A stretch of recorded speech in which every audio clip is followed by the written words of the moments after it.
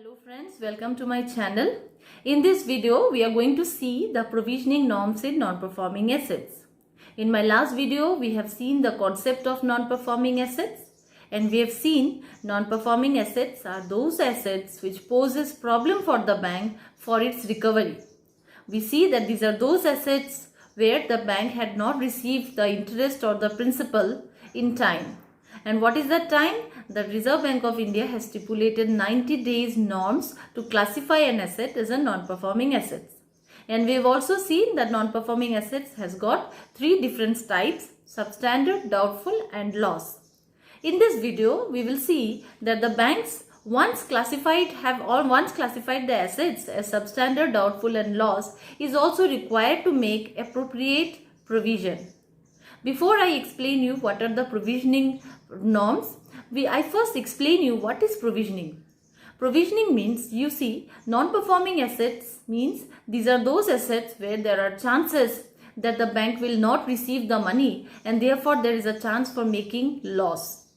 The bank is likely to meet a contingent situation or to make some loss.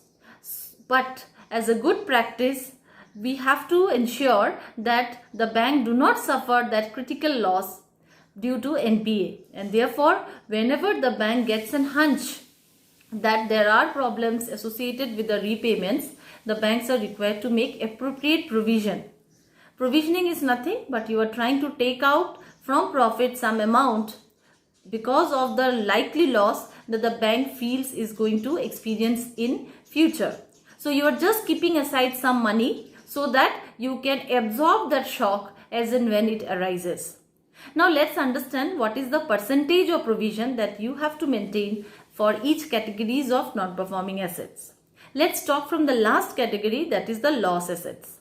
For the loss assets, you have to make 100% provision. Whatever is the amount of investments in the loss category of NPA, you have to make 100% provision. The bank has to maintain 100% provisions for loss assets.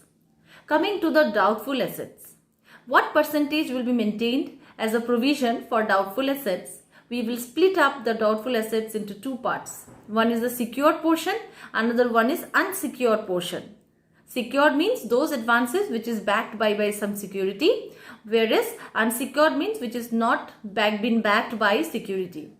For the secured portion of doubtful assets, we have to maintain a provisioning of 25%. Whereas for the unsecured portion, we have to start with the provisioning norms of 25% within 1 year. Means if that asset has remained doubtful for a period up to 1 year, we will make a provision of 25%. But if it has exceeded 1 year but not 3 years, means up to 3 years, if it has remained in the doubtful categories, then you have to make a provision of 40%.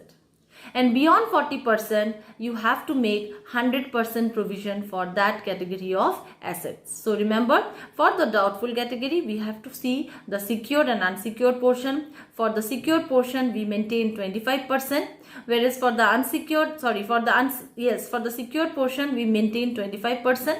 For the unsecured portion, we will see for the time period for which the amount is delayed. If it had remained in the doubtful category for a period up to 1 year, we will make 25% provisioning. Whereas if it had remained in the doubtful category for a period up to 3 years, then we have to maintain a provision of 40%. And beyond 3 years, we have to make 100% provision. This is about the doubtful category. Coming to the substandard category. Even in the substandard category, if the loan is having a secured or means it is backed by security, if it is a secured portion of the non-performing asset, then we have to maintain a provision of 15%. For the unsecured portion, we have to make 25% provision. So in the secured category, we have 15% for the secured and 25% for the unsecured category. So this is all about the provisioning norms of non-performing assets, but please keep in mind that these provisions are subject to change from time to time by the Reserve Bank of India. Okay, thank you. Please like my video, share my video and do subscribe my channel, and I will come with some more interesting topics relating to NPA in my future videos. Thank you.